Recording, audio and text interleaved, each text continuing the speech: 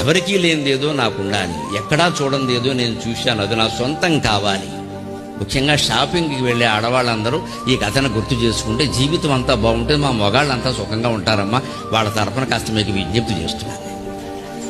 షాపింగ్కి వెళ్ళాలంటే ఎప్పుడు ఏం కొనాలో అనుకుని కాగితం మీద రాసుకుని వెళ్ళాలి, రాసుకున్నవే తెచ్చుకోవాలి, ఇంకేం తెచ్చుకోవాలి. అక్కడికి వెళ్ళిన తర్వాత అది బాగుంది, ఇది అన్నీ బాగానే ఉంటాయి, మొగుడు తప్ప.